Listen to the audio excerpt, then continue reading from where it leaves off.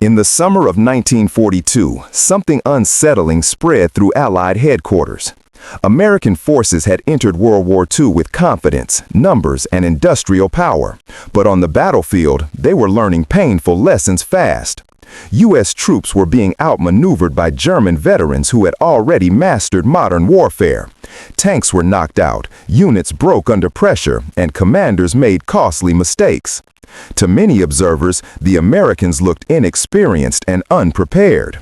But what happened next shocked everyone, including America's enemies. U.S. military began transforming at a speed no other Allied army had ever achieved. They studied failures, changed doctrine, replaced leaders, redesigned tactics, and adapted faster than anyone thought possible. By the end of the war, this ability to adapt became one of America's deadliest weapons. U.S. Army was not a hardened force. It was large on paper, but limited in real combat experience. Most American officers had never commanded troops under fire. Training had focused heavily on peacetime rules, parade ground discipline, and outdated theories. Meanwhile, Germany had spent years refining its doctrine through real battles in Poland, France, and the early stages of the Soviet campaign. Britain, though battered, had adapted through necessity during the dark days of 1940 and 1941. The Soviet Union learned brutally through catastrophic losses. America, by contrast, was learning its lessons in real time, and the clock was ticking. The shock came in places like the Kasserine Pass in Tunisia. In early 1943, German forces led by seasoned commanders smashed into inexperienced American units. Poor coordination, slow decision-making, weak intelligence sharing, and rigid command structures were exposed in brutal fashion. For a moment, doubt spread across the Allied world. Could the Americans fight a modern war against elite Axis forces? German commanders certainly didn't think so. Troops, as well-equipped but tactically naive, overly dependent on material, and slow to respond under pressure. What the Germans underestimated was the American willingness to admit failure and act on it immediately. U.S. military did not hide its mistakes or excuse them. Instead, it analyzed them relentlessly. After Kasserine, entire command structures were reworked. Ineffective officers were removed regardless of rank. Aggressive, adaptable leaders were promoted quickly. Training manuals were rewritten while the war was still ongoing. Lessons learned on the battlefield were sent directly back to training camps in the United States and across Allied theaters. This feedback loop, fast, honest, and ruthless, set America apart. Unlike many armies that clung to tradition or hierarchy, American forces showed an unusual flexibility. If a tactic failed, it was replaced, not defended. If equipment underperformed, it was upgraded or reconfigured. Tank crews, infantry units, pilots, and naval officers were encouraged to report problems and suggest improvements. This culture of rapid learning was deeply rooted in American military thinking, influenced by industrial efficiency, engineering culture, and practical problem-solving rather than rigid doctrine. The American system also allowed for decentralized initiative. Junior officers and non-commissioned officers were expected to think on their feet. While German forces were famed for tactical flexibility early in the war, they began losing that edge as resources tightened and command became more rigid. American units, by contrast, grew more flexible over time. Soldiers were trained to adapt to changing conditions instead of following orders blindly. In combat, this meant quicker reactions to ambushes, faster exploitation of breakthroughs, and better coordination between infantry, armor, artillery, and air support. Another critical advantage was how quickly the Americans integrated technology into combat learning. Radios, for example, were widely issued down to lower-level units, allowing for real-time communication that many Axis forces lacked later in the war. Air-ground coordination evolved rapidly. Early failures in close air support led to new command systems where pilots, forward observers, and ground commanders worked together seamlessly. By 1944, American air power could respond within minutes to battlefield requests, something unheard of earlier in the war. American industrial strength alone did not win battles, but it enabled rapid adaptation. When troops asked for changes, factories could respond. Tank designs were improved, aircraft modified, weapons standardized, and logistics systems refined at astonishing speed. If a piece of equipment failed in North Africa, an improved version could be arriving in Italy or Normandy months later. This constant evolution meant American forces rarely fought the same war twice. They were always improving. Equally important was America's ability to learn from its allies. S Commander studied British experience in desert warfare, convoy protection, and combined arms operations. They analyzed Soviet methods of massed firepower and operational depth. Instead of dismissing foreign approaches, the Americans absorbed what worked and adapted it to their own structure. This openness to learning stood in sharp contrast to Axis powers whose political systems often punished criticism and rewarded blind loyalty over effectiveness. Training itself became dynamic. Soldiers heading for combat zones trained against realistic enemy tactics. War games and large-scale maneuvers were adjusted constantly based on frontline reports. Lessons were no longer theoretical. They were written in blood and applied immediately. Even replacement troops arriving late in the war were better prepared than frontline units had been just a year earlier. Psychologically, the American approach also changed. Early fear and uncertainty were replaced by confidence rooted in experience and adaptability. Troops knew that if something went wrong, the system would adjust. They trusted their equipment more, their leadership more, and themselves more. Morale improved not because losses stopped, but because lessons were learned and lives were no longer wasted repeating the same mistakes. By the time American forces landed in Normandy in June 1944, they were no longer the inexperienced army that had stumbled in North Africa. They were a force that had transformed itself mid-war. Amphibious operations were refined. Logistics planning reached unprecedented levels. Command coordination across land, sea, and air was smoother than any previous Allied operation. This was not accidental. It was the result of 2 years of relentless adaptation. German commanders noticed the change. Reports from late 1944 describe American units as aggressive, flexible, and increasingly effective. The same army once dismissed as slow and predictable was now capable of rapid breakthroughs, sustained operations, and complex combined arms assaults. The myth of American incompetence died quietly under the weight of battlefield reality. What truly made American forces different was not that they started strong, but that they refused to stay weak. They treated war as a learning process. Mistakes became data, defeats became instruction, and time, normally an enemy in war, became an ally because the faster America learned, the more dangerous it became. In World War II, every major power adapted to survive, but no other Allied army adapted as fast, as openly, or as aggressively as the United States. That ability didn't just help America catch up, it helped tip the balance of the entire war. One of the most important reasons American forces adapted faster than any other Allied army was how quickly they fixed the problem of leadership. S military still promoted officers based on seniority, peacetime service, and paperwork rather than combat ability. That system collapsed the moment real fighting exposed its weaknesses. Commanders who hesitated under fire, failed to coordinate units, or clung to outdated tactics were not protected by rank or reputation. They were removed, reassigned, or sidelined, sometimes within weeks. This ruthless willingness to change leadership during an active global war was rare, and it gave American forces an enormous advantage. S Army began elevating leaders who showed aggression, flexibility, and clear decision-making. Officers like George S. Patton became symbols of this new mindset.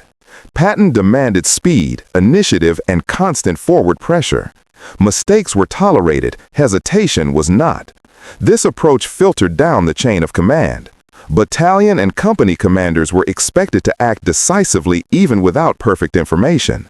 In battle, waiting for flawless orders often meant defeat. American forces learned that quickly and reshaped their command culture around it.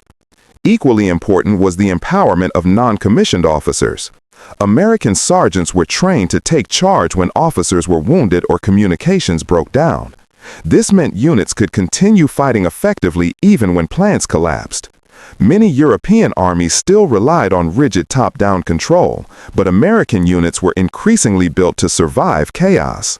This flexibility became critical during fast-moving operations where battlefield conditions changed by the hour. Training also underwent a dramatic transformation.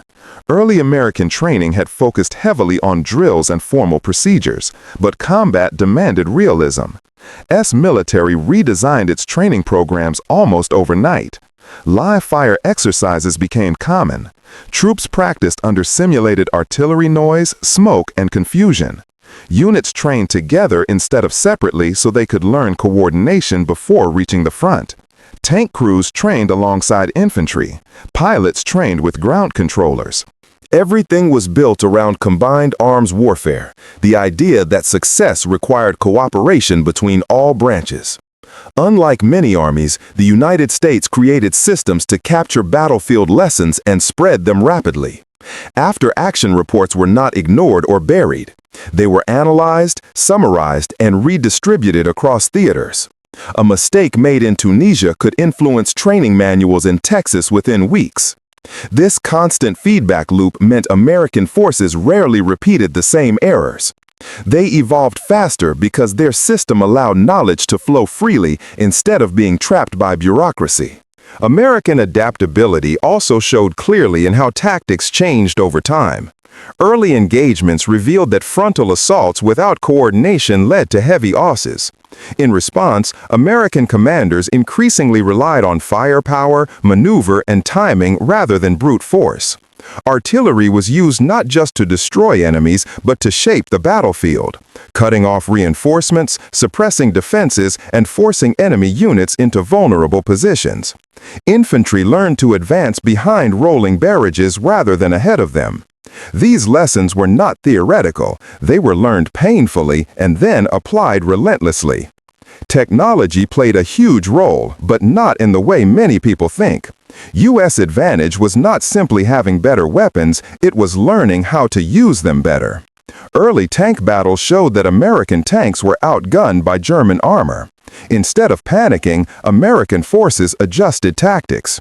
They used numbers, maneuver, air support, and artillery to compensate. Tank destroyer units, fighter bombers, and coordinated attacks replaced one-on-one duels. This willingness to adapt doctrine instead of demanding perfect equipment allowed the Americans to stay effective even while upgrades were still being developed. Air power became one of the clearest examples of American adaptation.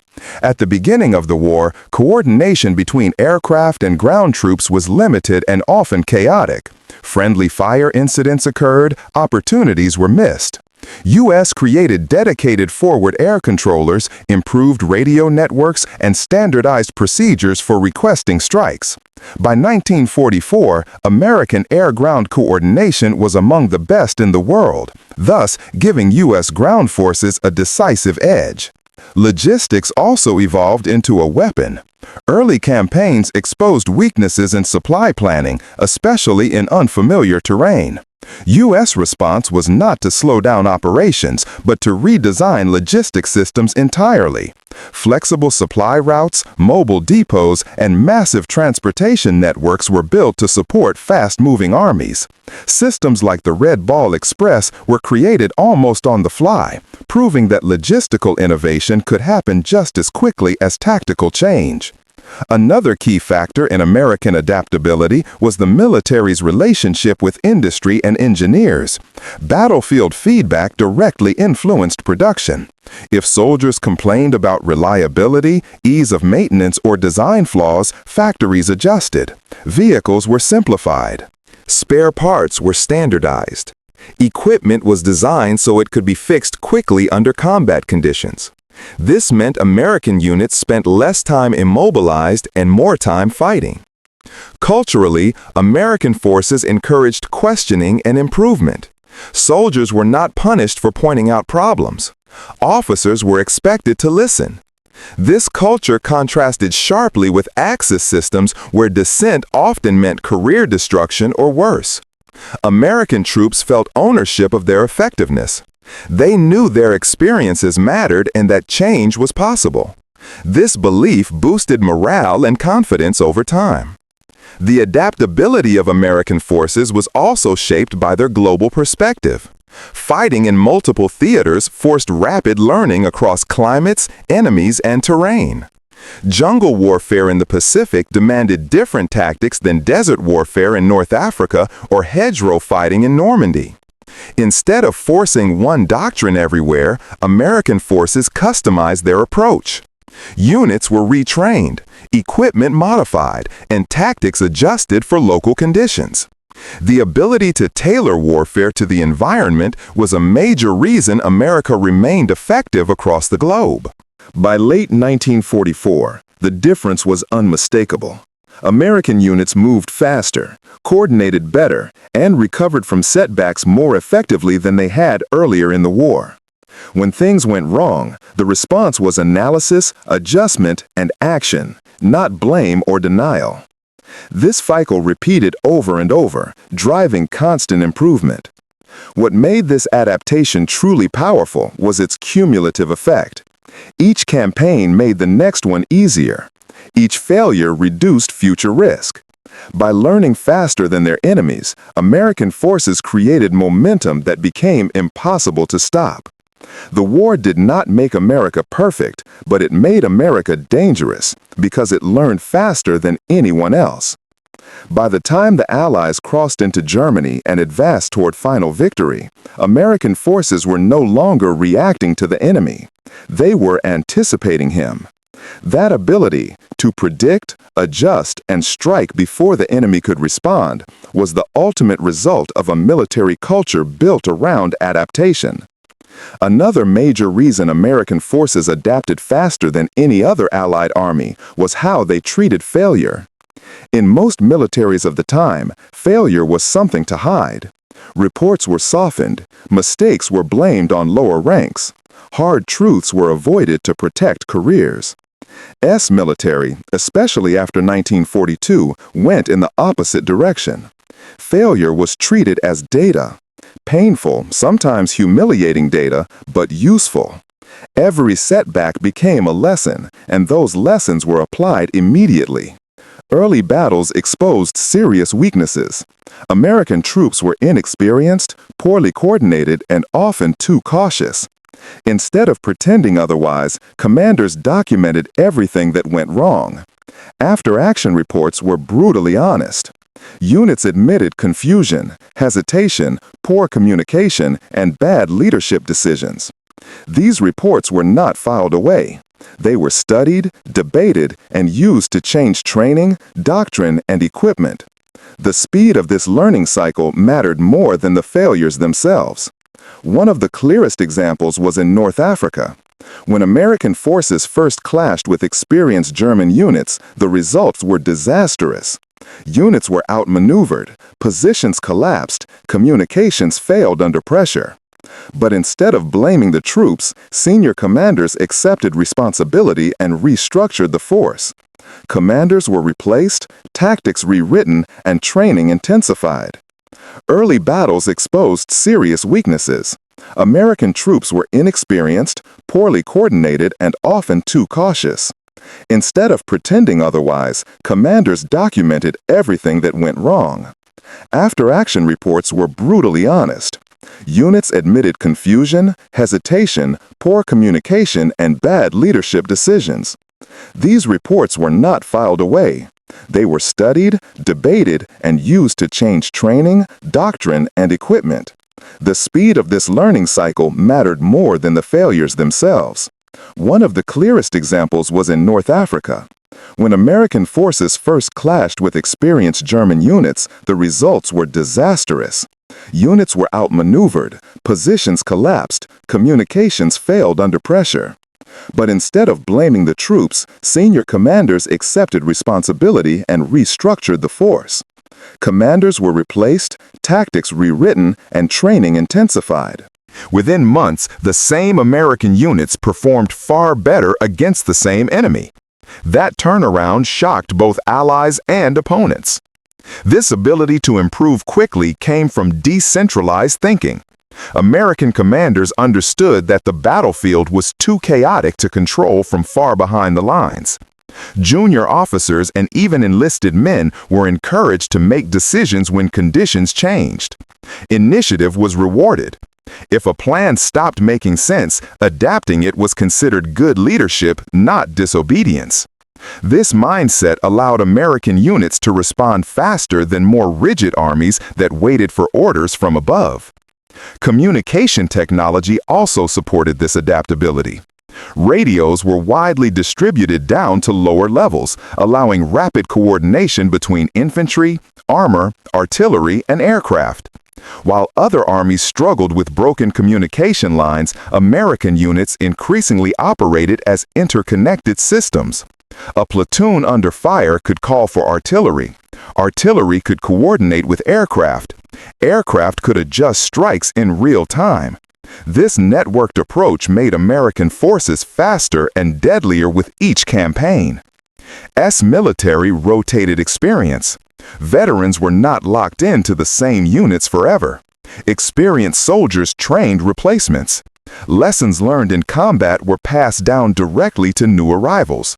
Training camps back home were staffed by men who had fought and survived. Their instructions were practical, not theoretical. New soldiers learned what actually worked, not what manuals written before the war assumed would work. Military also adapted psychologically. Early in the war, many soldiers expected a short conflict. As reality set in, the system adjusted to manage fatigue, fear, and morale. Rest rotations improved. Medical evacuation became faster and more organized. Mental strain was acknowledged instead of ignored. Soldiers who broke under pressure were treated, not shamed.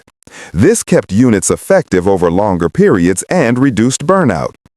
In contrast, enemy forces often doubled down on rigid doctrine. German units remained tactically strong but struggled to replace losses and adjust strategy as resources declined. Japanese forces held tightly to traditions that discouraged retreat or adaptation, even when those traditions became liabilities. American forces had fewer cultural barriers to change. If something worked yesterday but failed today, it was replaced. Industry continued to reinforce this adaptability. Equipment was redesigned based on combat use, not pride. Vehicles that were too complex were simplified. Weapons that failed in harsh conditions were replaced or modified. The goal was not perfection, but reliability. Soldiers trusted their equipment because they knew it was designed with real conditions in mind. Perhaps the most overlooked advantage was time awareness. American planners understood that war was dynamic. They accepted that no plan would survive contact with the enemy. Instead of building brittle strategies, they built flexible ones. Commanders were trained to expect surprise and plan for adjustment rather than control. This mindset reduced panic when things went wrong and increased confidence when opportunities appeared. By 1944, American forces were no longer learning how to fight. They were refining how to win. They anticipated enemy reactions, cut off retreats, and exploited weaknesses rapidly. Their advantage was no longer just numbers or firepower. It was adaptability institutionalized across the entire force. Every campaign sharpened this edge. Normandy taught hard lessons about terrain and coordination. Those lessons were applied in France. France refined techniques used in Germany. Each step forward was built on adjustment, not stubbornness. American forces did not simply push the enemy back, they outpaced him mentally as well as physically. In the end, adaptability became the United States' most powerful weapon. Not a tank, not a plane, not a bomb, but a system that learned faster than its enemies and changed before they could react. That difference decided battles long before the final shots were fired. By the final years of World War II, the question was no longer whether American forces could fight effectively, but how fast they could adjust to new problems before the enemy even understood what was happening. This ability did not come from luck or unlimited resources alone. It came from a system that accepted change as normal and built flexibility into every level of war. Adaptation was no longer a reaction, it became instinct. One of the clearest signs of this was how American forces handled entirely new kinds of warfare. Amphibious landings, large-scale airborne drops, combined arms maneuver, and long-range logistics had never been attempted on such a scale before. Mistakes happened, sometimes costly ones. Yet instead of repeating errors, American planners adjusted immediately. Landing procedures changed, equipment loads were revised, command structures were simplified. Each operation became a rehearsal for the next, not a repetition of the last. Consider how different branches worked together by the end of the war. Infantry, armor, artillery, air support, engineers, and logistics were no longer separate pieces. They functioned as a single system. If infantry met resistance, artillery was already coordinated. If movement slowed, engineers moved forward automatically. If weather limited air power, ground units adjusted without waiting for instructions. This level of coordination was not common in earlier armies. It was learned, refined, and institutionalized in real time. Leadership played a major role. American officers were selected not just for obedience, but for problem solving. Commanders who adapted under pressure advanced. Those who could not were replaced. Rank did not protect incompetence. Results mattered. This created a culture where leaders focused on effectiveness, not appearances. Decisions were judged by outcomes, not by how closely they followed tradition. American training mirrored this philosophy. Soldiers were trained to think, not just follow orders. They were taught why tasks mattered, not just how to perform them. When conditions changed, this understanding allowed them to adapt without waiting for detailed instructions. This was especially important in fast-moving situations where delay meant defeat. Logistics, often ignored in dramatic storytelling, became one of America's greatest adaptive strengths. Supplies were rerouted when ports were damaged. New transport methods were developed under fire.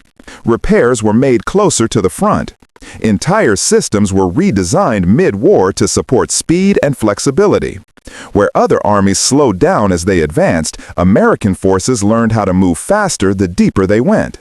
Even battlefield medicine reflected adaptation. Wounded soldiers were treated faster than ever before in history. Mobile surgical units moved closer to combat zones. Evacuation procedures improved continuously. Survival rates increased dramatically as lessons were learned and shared. Saving lives was not just humane, it preserved experience and morale, making units stronger over time. The enemy noticed this adaptability. German officers remarked that American tactics changed constantly. Japanese commanders found that defensive strategies that worked once failed the next time. American forces did not attack the same problem the same way twice. This unpredictability made planning against them difficult. The enemy could not rely on pattern or habit. By 1945, American forces were operating at a tempo their enemies could not match. Decisions were made faster. Movements were quicker. Recovery from setbacks was immediate. Even when resistance was fierce, American units adjusted pressure points instead of forcing doomed approaches. Battles were no longer tests of endurance alone. They became contests of learning speed. This adaptability also extended beyond the battlefield. At the national level, political leaders, military planners, and industry communicated directly. Problems identified at the front influenced production back home. Tanks, planes, and weapons were not frozen designs. They evolved with feedback from soldiers using them under fire. Few nations could change industrial output based on battlefield lessons in a matter of months. The United States did it repeatedly. Most importantly, adaptability reshaped American confidence. Early doubt disappeared. By the end of the war, American forces did not fear unfamiliar terrain, new weapons, or unexpected tactics. They assumed challenges would arise and trusted their ability to overcome them. This mindset reduced panic, maintained momentum, and kept pressure on the enemy at every stage. When the war finally ended, victory was often explained in terms of numbers. Planes built, tanks produced, ships launched. All of that mattered, but numbers alone do not explain how quickly American forces learned, adjusted, and improved. Many nations had brave soldiers. Many had capable weapons. What set the United States apart was the speed at which it turned experience into action. World War II showed that modern war rewards those who learn faster than they bleed. American forces adapted faster than any other Allied army because their system allowed them to admit mistakes, share lessons, empower initiative, and change direction without shame. That ability shaped not just the war's outcome, but the future of modern military thinking. In the end, adaptability was not an advantage added during the war. It was forged by it, and once forged, it became unstoppable. If you've made it this far, take a moment and think about this. Would any army today win a global war without the ability to adapt this fast? Let me know your thoughts in the comments. If this breakdown gave you a new perspective, don't forget to like, subscribe, and stay tuned for more deep dives into how wars are really won.